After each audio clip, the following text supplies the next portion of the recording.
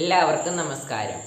ഞാൻ ഇന്നിവിടെ സംസാരിക്കാൻ പോകുന്നത് ഭാവിയിലെ ലോകം എന്നതിനെക്കുറിച്ചാണ്. നമ്മൾ ഇപ്പോൾ ചിന്തിക്കേണ്ട ഒരു പ്രസക്തിയായ വിഷയം തന്നെയാണിത്. കാരണം ഇനിയുള്ള കാലങ്ങൾ നമുക്കറിയാം, നമ്മൾ ചിന്തിക്കുന്നതിനും അപ്പുറമായിരിക്കും. നമ്മൾ പണ്ട് ജീവിച്ച പോലെയല്ല ഇപ്പോൾ ജീവിക്കുന്നത്. നമ്മൾ ഒരിക്കലും ചിന്തിച്ചിരുന്നില്ല ആർട്ടിഫിഷ്യൽ ഇൻ്റലിജൻസ് വളർന്നു വരുമെന്നും അതുപോലെ തന്നെ റോബോട്ടുകളുടെ വരവും റോബോട്ടിക്സും ഒന്നും വളർന്നു വരുമെന്നും. പണ്ടത്തെ കാലത്തെ ജീവിതം എന്ന് പറയുമ്പോൾ ഒരു ഗുഹകളിൽ നിന്ന് തുടങ്ങി ഇപ്പോൾ വലിയ വലിയ ഫാക്ടറികൾ അതുപോലെ തന്നെ ബിൽഡിങ്ങുകളൊക്കെ ആയി മാറിയിരിക്കുകയാണ്. അങ്ങനെയാണ് നമ്മുടെ ലോകം മാറിക്കൊണ്ടിരിക്കുന്നത്. ഇനി വരാനിരിക്കുന്ന കാലങ്ങൾ എന്ന് പറയുമ്പോൾ ഡോക്ടറുടെ സഹായത്തോടെ റോബോട്ടുകൾ രോഗികളെ പരിശോധിക്കും. അതുപോലെ തന്നെ എല്ലാ വാഹനങ്ങളും ഡ്രൈവർ ഇല്ലാതെ ഓടും. അതുപോലെ തന്നെ നമ്മൾ മനുഷ്യർ ചന്ദ്രനിൽ താമസിക്കും. അതിനുശേഷം അവിടുന്ന് ചൊവ്വയിലേക്കുള്ള വഴി നമ്മൾ കണ്ടെത്തും. ഇങ്ങനെയുള്ള മാറ്റങ്ങളായിരിക്കും ഇനി വരാനിരിക്കുന്ന കാലങ്ങളിൽ ഉണ്ടാവാൻ പോകുന്നത്. ഇനി വരാനിരിക്കുന്ന കാലങ്ങളിൽ മരണമുണ്ടാകുമോ എന്ന് പോലും സംശയമാണ്. നമ്മൾ പണ്ടത്തെ കാലം ചിന്തിക്കുകയാണെങ്കിൽ ഒരു ചെറിയ മുറിവ് സംഭവിച്ചാലോ അതുപോലെ തന്നെ ഒരു ചെറിയ പനി സംഭവിച്ചാലോ വരെ മരണപ്പെടുന്ന ഒരു കാലമായിരുന്നു പണ്ടത്തെ കാലം എന്ന് പറയുമ്പോൾ. എന്നാൽ ഇപ്പോഴത്തെ കാലത്തിലോട്ട് വരികയാണെങ്കിലോ ഒരു ക്യാൻസർ വന്നാൽ പോലും അതുപോലെ തന്നെ മറ്റു വലിയ പല രോഗങ്ങൾ വന്നാൽ പോലും ഇപ്പോൾ നമുക്ക് ചിലവരെയെങ്കിലും രക്ഷിക്കാൻ കഴിയുന്നുണ്ട്. അതുതന്നെയാണ് ഇതിൻ്റെ ഏറ്റവും വലിയ കാര്യം എന്ന് പറയുന്നത്. ശാസ്ത്രത്തിൻ്റെ വളർച്ച നമുക്ക് മനുഷ്യൻ്റെ മരണനിരക്ക് വളരെയധികം കുറയ്ക്കാനും ഇത് കാരണമായി തീരുന്നു.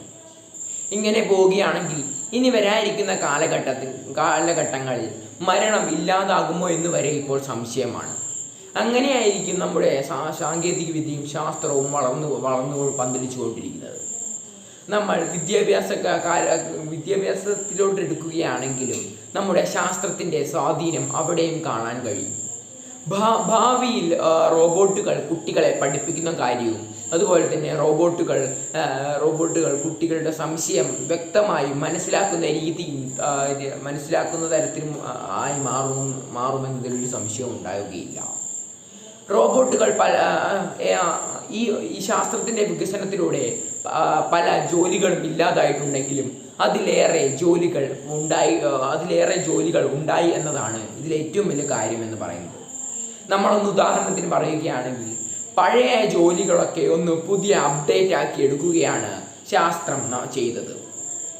അത് ഒരു കണക്കിന് നോക്കുകയാണെങ്കിൽ വളരെയധികം നല്ലത് തന്നെയാണ്.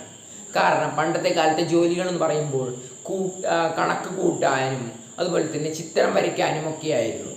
എന്നാൽ ഇപ്പോൾ ആർട്ടിഫിഷ്യൽ ഇൻ്റലിജൻസ് വന്നതോടുകൂടി തന്നെ പെട്ടെന്ന് കണക്ക് കൂട്ടാനും അതുപോലെ തന്നെ ചിത്രം വരയ്ക്കാനും ഒക്കെ വളരെയധികം ഉപകാരപ്രദമായി. അതുമാത്രമല്ല, ഇപ്പോഴത്തെ കാലം നമുക്കറിയാം, നമ്മൾ ആർട്ടിഫിഷ്യൽ എഐയോട് ഇങ്ങനെയൊരു പാട്ട് എഴുതി തരൂ എന്ന് പറഞ്ഞാൽ നല്ല ഈണത്തോടെയും നല്ല അർത്ഥമുള്ള വരികളുമായി നമുക്ക് ഒരു കവിത എഴുതി തരും.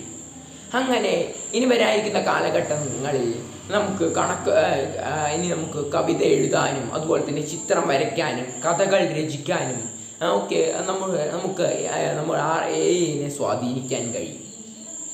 ഇനി വരാനിരിക്കുന്ന കാലം എന്ന് പറയുമ്പോൾ നമ്മൾ ചന്ദ്രനിലായിരിക്കും താമസിക്കാൻ പോകുന്നത്. പിന്നീട് അവിടെ നിന്ന്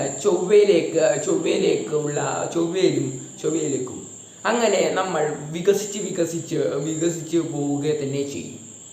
ഉദാഹരണം നമ്മൾ തന്നെ അനുഭവിച്ചു തന്നെയാണല്ലോ. പണ്ടത്തെ പച്ചയായി മൃഗങ്ങളെ കഴിച്ചിരുന്ന കാലങ്ങളിൽ നിന്നാണ് നമ്മൾ തുടങ്ങിയത്. അന്ന് ഇലക്ട്രിസിറ്റി ഒരു ടയർ കണ്ടുപിടുത്തമായിരുന്നു നമ്മുടെ ശാസ്ത്രത്തിൻ്റെ ആദ്യത്തെ കണ്ടുപിടുത്തം എന്ന് പറയുന്നത്. പിന്നീട് അത് ഇലക്ട്രിസിറ്റിയായി, പിന്നീട് അത് ഇൻ്റർനെറ്റായി, അങ്ങനെ ടെലിവിഷനായി, പിന്നീട് ആർട്ടിഫിഷ്യൽ ഇൻ്റലിജൻസ് ആയി, പിന്നീട് എന്താകുമെന്ന് നമുക്ക് പറയാൻ പോലും കഴിയില്ല. അപ്പോൾ ഭാവിയുടെ ഇന്ത്യ എന്ന് പറയുമ്പോൾ നമുക്കിപ്പോൾ തന്നെ ചിന്തിക്കാവുന്നത് തന്നെയാണ്. മരണനിരക്ക് കുറയുന്ന ഒരു കാലം, ഡ്രൈവർ ഇല്ലാതെ ഓടുന്ന ഒരു കാലം, കുട്ടികളെ റോബോട്ടുകൾ പഠിപ്പിക്കുന്ന കാലം, അതുപോലെ തന്നെ രോഗികളെ റോബോട്ടുകൾ പരിചരിക്കുന്ന കാലം. ഇങ്ങനെയായിരിക്കും നമ്മുടെ ഭാവി ലോകം എന്ന് പറയുമ്പോൾ. ഇത്രയും കാര്യങ്ങൾ പറഞ്ഞുകൊണ്ട് ഞാൻ എൻ്റെ പ്രസംഗം നിർത്തുന്നു. നന്ദി.